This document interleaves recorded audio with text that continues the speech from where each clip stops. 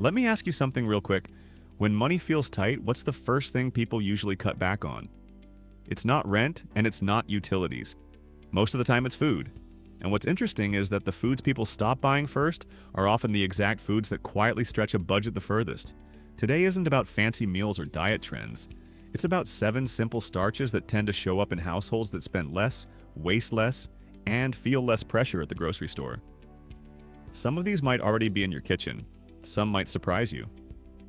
Either way, once you notice them, it's hard to unsee how powerful they are. Food costs have been creeping up for years. Not dramatically all at once, but slowly enough that people just adjust without realizing it. A few dollars more here, a smaller package there, and suddenly the grocery bill feels heavier than it used to. Starches are interesting because they sit right at the intersection of cost, fullness, and flexibility. They're not glamorous and they don't get hyped on social media. But historically, they're what entire populations leaned on during tough economic times. So instead of telling anyone what they should eat, this video is really just about noticing patterns. What shows up again and again in low-cost households, what stretches meals quietly in the background, and what seems to hold everything else together. Before we get into it, take a second to like this video if you want to support the channel, and subscribe if you enjoy content that looks at money in a practical, realistic way. Alright, let's get into it. One of the most obvious starches in this conversation is rice. Rice doesn't look impressive on its own, but when you step back and do the math, it's hard to ignore what it does. A single bag can turn into dozens of meals. It stores well, it lasts a long time, and it works with almost anything. What's interesting is how often rice acts as a quiet base rather than the main event. It stretches smaller portions of protein, absorbs flavor, and fills space on the plate without demanding attention. Across cultures, rice shows up wherever budgets matter, not because it's trendy, but because it's predictable. You know what you're getting, you know how far it goes, and you know it won't suddenly spoil before you get around to using it. That kind of predictability matters when money feels uncertain.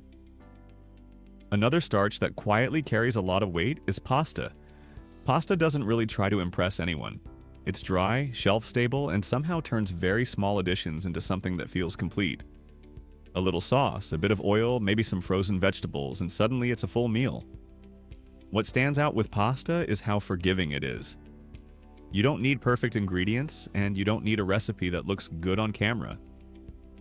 For a lot of households, pasta becomes a fallback option, not because it's exciting, but because it works. And when people talk about comfort food, pasta comes up a lot. Comfort often matters more than people admit, especially when finances feel stressful. Potatoes are another starch that tends to get overlooked. They're simple, they're heavy, and they don't feel modern. But they're one of the most efficient foods ever grown. Potatoes fill you up fast, can be cooked in dozens of ways, and usually cost less per pound than almost anything else in the store. What's interesting is how long potatoes have stuck around historically. During economic downturns, wars, and food shortages, potatoes didn't disappear. They adapted. Mashed, roasted, baked, or added to soups. They don't require much, and they don't demand constant attention. That low-maintenance quality quietly saves money, even if people don't consciously think about it. Oats are another starch that's easy to underestimate. They're usually associated with breakfast, and that's where most people stop thinking about them. But oats are cheap, filling, and extremely flexible. They store for a long time, they don't spike spending, and they often reduce the need for more expensive convenience foods.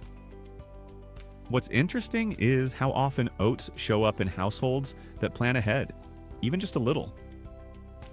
They're not flashy and they're not indulgent, but they create a sense of stability, a default option that doesn't require much decision-making. And when budgets feel tight, reducing daily decisions can matter just as much as reducing costs. Another starch that shows up a lot in budget-focused households is cornmeal. Cornmeal doesn't always get attention, but it's been a staple for a very long time. It's cheap, shelf-stable, and surprisingly filling. Cornbread, porridge, flatbreads, or as a base for simple meals, cornmeal stretches small amounts of other ingredients in a big way. What's interesting is how often cornmeal appears in regions and communities that learn to make the most of very little. It's not about variety or excitement, it's about reliability. Cornmeal doesn't ask much, and it tends to give a lot in return. Then there are beans, which sit right on the line between protein and starch. Beans are interesting because they do more than one job at the same time. They're filling, they're cheap, and they make meals feel complete even when there's not much else on the plate. Dried beans especially tend to show up in households where food budgets are stretched carefully. They store well, they expand when cooked, and they turn time into value. What's noticeable is how beans often reduce the need for more expensive foods without people even thinking about it. They don't feel like a substitute, they just feel normal. The last starch worth mentioning is flour. Flour is probably the least exciting item on this list, but it might be the most powerful. Flour isn't a meal by itself, it's potential. Bread, flatbreads, pancakes, dough.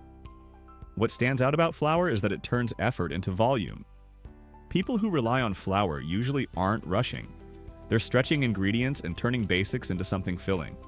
And while not everyone wants to cook or bake, it's interesting how flour shows up in households where money has to be managed carefully. It's not about perfection, it's about control. Having the ability to make something from almost nothing changes how food spending feels. When you zoom out, a clear pattern starts to form. Rice creates a base. Pasta stretches small additions. Potatoes fill space efficiently. Oats stabilize routines. Cornmeal offers reliability. Beans do double duty. Flour turns effort into volume. None of these foods are exciting on their own, but together they quietly lower pressure. They don't solve money problems and they don't fix budgets overnight. But they reduce friction, and sometimes that's enough to make everything else feel more manageable. I'm curious about this one. Which of these starches do you already keep around the most? Or is there one you grew up eating that didn't get mentioned here? Drop it in the comments. It's always interesting to see how different households rely on different staples. And if you like this kind of practical, low-pressure look at money and everyday choices, subscribe for more content like this. All right, see you in the next one.